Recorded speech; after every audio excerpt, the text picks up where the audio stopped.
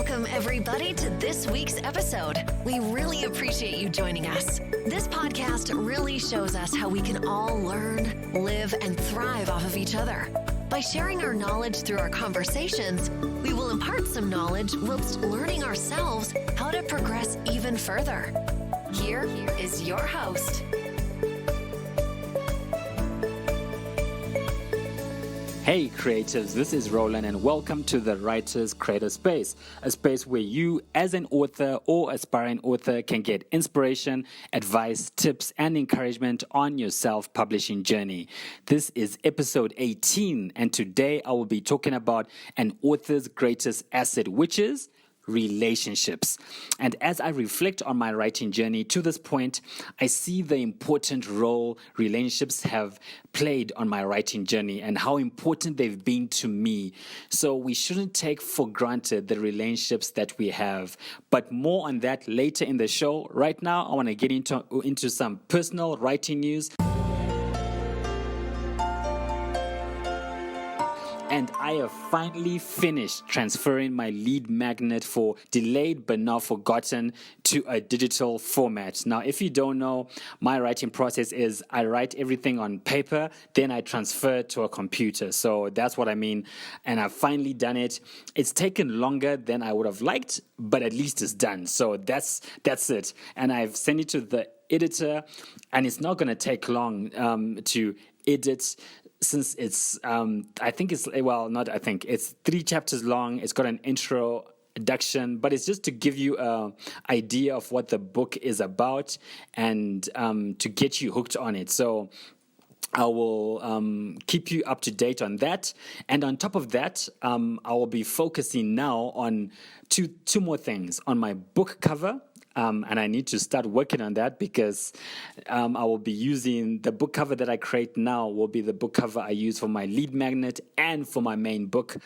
So yeah, I need to get started on that. And another thing that I need to work on is my author website, because the whole point of creating a lead magnet is to create my platform, my base, my customer base. And if I don't create an author website, how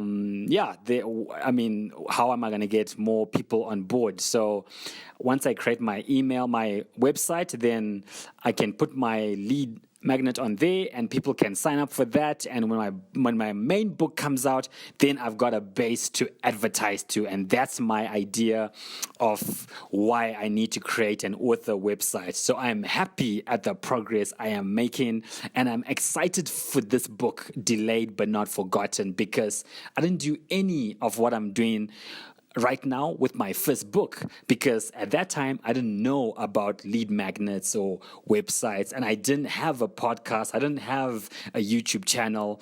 So this is all very exciting because for me, it's evidence of growth. And like I said in previous episodes, that as an author, we need to be growing. We need to put to action what we are learning. So yes, you can listen to advice, like even on this podcast. Yes, listen to the advice, but make sure that there is a place where you also taking action. So you can't just keep on listening and listening and listening without taking action. There needs to be that, because that's where the growth happens. That's where the exciting things happen, when you marry those two things, where you listen and you're getting knowledge and you're getting wisdom, but then on the other hand, you are applying what you are listening to. And you also, there's also a discernment that needs to happen as well. So it's also a discerning, like, can I apply this, or what do I apply from what I've heard, right? So you can't just take in everything and try to apply everything at once, because then you will fail. But it's you actually now sitting down and saying, okay, I've learned all these things. What can I start with, right? And that's very important to know. So that's a helpful tip for you. And like I said, I will keep you posted when my lead magnet is ready. And another thing, I have more exciting news with my kids' book, which is titled Tim's Big Fear, which is a book which is focused on dealing with fear in children's lives. So I've got exciting news on that, and I will tell you that. I'll tell you more about that in my next episode, because right now, there's a lot of news and I don't want to overflood the show with that. And I want to keep it short. So stay tuned next week for more exciting news. And for now, that is it for my personal writing news. And let's get into the main episode, the main topic. So like I said at the start, relationships are an author's greatest asset. And as I look personally at the impact the people have made in my life on my writing journey, I am blown away. I am humbled. By myself, I know I wouldn't have made the strides I have made to this point. I remember in the beginning when I didn't have any way to write. A friend as well, helped me with a laptop to write my book in. So again, if I didn't have that relationship, I wouldn't have been able to write my book, and that would have been a mess, right? I wouldn't be here right now. And then I remember again when I needed to get copies of my book when I got it published. Once again, people that I know stepped in and gave me the money to buy books.